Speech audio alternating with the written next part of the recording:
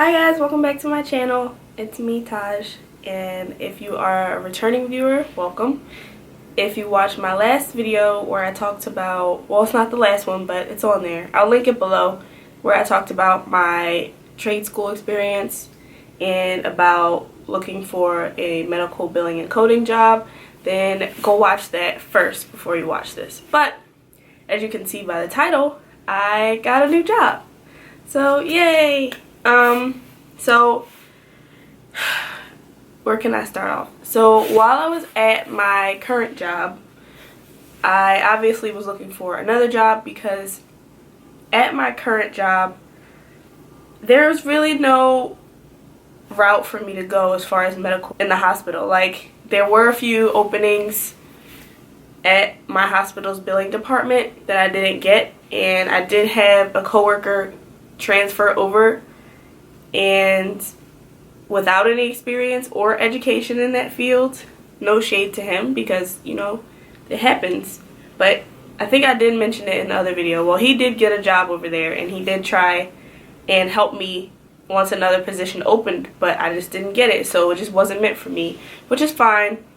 But upon leaving now, it's funny that, you know, people don't know, like, oh, well, why didn't you, look in the hospital? I did all that. I emailed my HR rep, didn't get a response both times, which is funny because I did get a response when it was time for me to resign, but that's neither here nor there.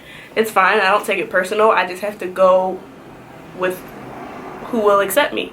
And this new company accepted me. So I will say that I got this job from LinkedIn.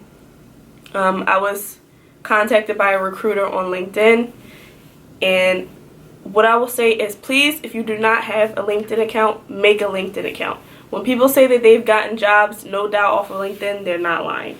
So please be sure to make a LinkedIn account right away. Not Indeed, not Monster, not any of those other things. Make a LinkedIn account. It's so important.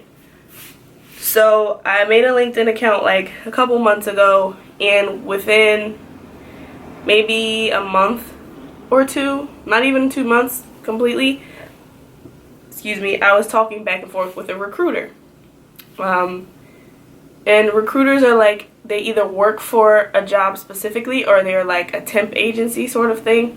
So he was from a temp agency, and he told me about a position that was a little far away from me, but still doable. So I kind of went back and forth with him over a couple months. I interviewed with him, and then I interviewed with the company. And what I will say is, I'm not a patient person, but in this job search, you do have to be patient. You have to be really patient.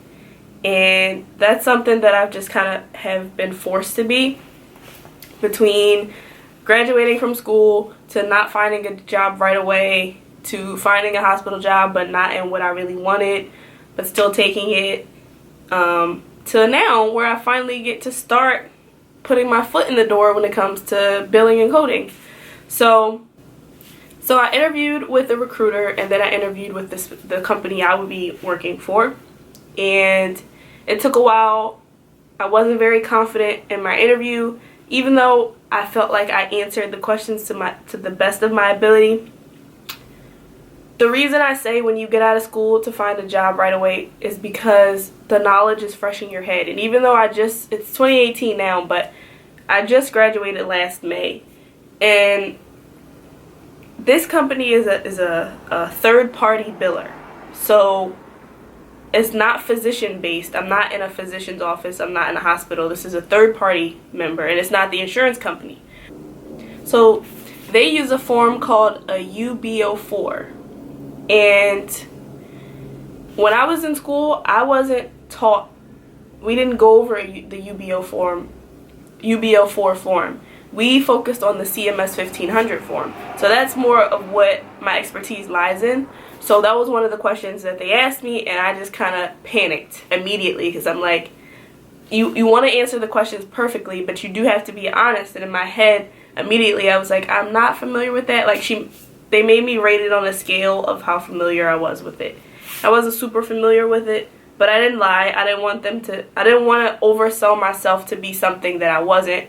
I wanted to be honest. So I did you know, let them know that I wasn't really familiar with that. But I mean, that wasn't a big deal because I got the job. But yeah, so immediately when I got home, I went over the UBO4 form. I printed it out. I looked it up as much as I could. So that's another tip I have for you. When you leave interviews, just take the things that you didn't know and, you know, educate yourself on them. There's nothing wrong with that. It may work out for you, it may not, but it's okay as long as you know now, you know, that kind of thing. So I left the interview not really feeling that confident. I did call the recruiter just because I wanted to let him know how the interview went. And then I waited again. And then he called me back and let me know that they were interested in me, which was really shocking and really awesome. So moving on, my job title will be a support services representative. So that is why I got the job. So on the minimum requirements, it says UBO4 and 1500 bill forms preferred but not required. So that must be why I got it. So they don't mind training you for those things.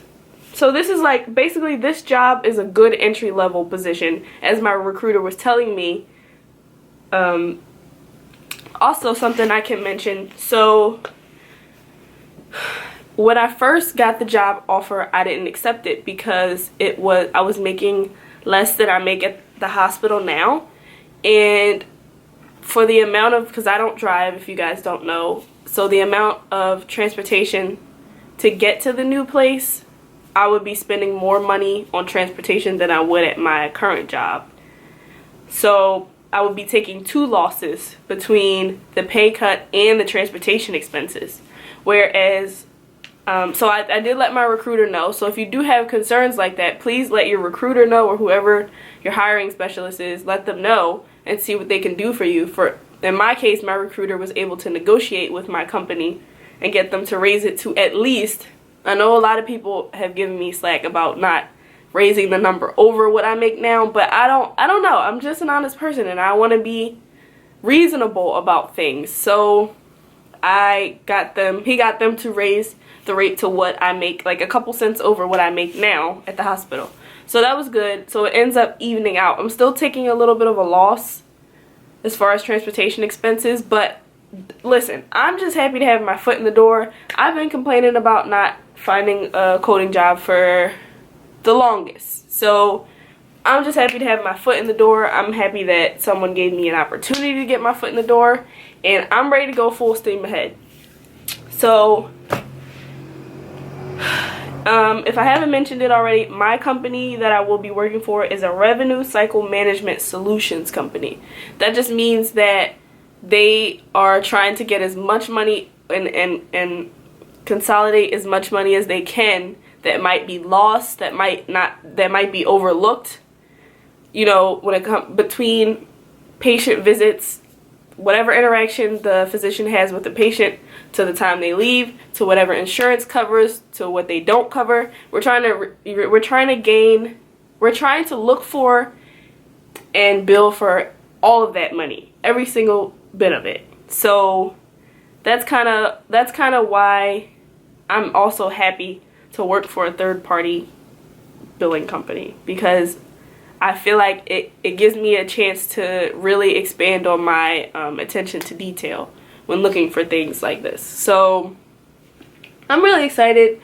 A couple small things. Obviously, this job is business casual, business professional. So I have to go find clothes because I've been wearing scrubs for the last year and a half. So I don't have shoes. I don't even wear shoes. I wear sneakers a lot, or boots. So I have to find some shoes, and I'm broke. So I need to go to like the thrift store and really bug out. So look forward to a video on that, some outfits that I pieced together, both with my own stuff and some thrift store finds. And so I need to go shopping for that kind of thing. My mind is just racing with, you know, how I'm gonna approach this thing, because I'm really excited, and this is the perfect opportunity. Like, this place has competitive wages. There's so much training that you go through. There's so many people willing to see what you can do and expand on that. and even add to it. So I'm so excited to actually work hard and learn and it be appreciated. That's what I'm into. When I say appreciated, I mean appreciated as far as building me up as far as I can go. Not, not really just a thank you and, we appreciate what you do, but, there's no other room for you to grow here. Or, like, I just want to be appreciated and I want to be taken as far as I can go. So that's what I'm excited for. I'm still studying for my RHIT. If you were curious, this is the book I'm using. And I'm still studying for my CPC because I don't have those things. But now that I'm going to be working, I am going to get them full steam ahead. So hopefully, my goal is to have at least one of them by August. And to have the other one by the end of the year. So I will keep you guys updated on all those things. When I recorded this video, it was January 3rd. A couple hours later, I found out that my father had passed away. I'm editing this on January 24th. I'm feeling a little bit better, as much as I can when you lose a parent. So I will have an update shortly, if you guys could just bear with me. If you have any questions, please leave them below. If I missed anything, just let me know. But yeah, look out for that video of me coming back to update you on my training and how everything's going, how I'm feeling. Yeah, so look for that video of me coming back after training, which will probably be in a few weeks or maybe a few months. I'm not sure how long training is. Usually it's 3 months. And I will update you guys on everything that I have experienced and how I'm feeling. And I will see you in the next video. Thanks for watching.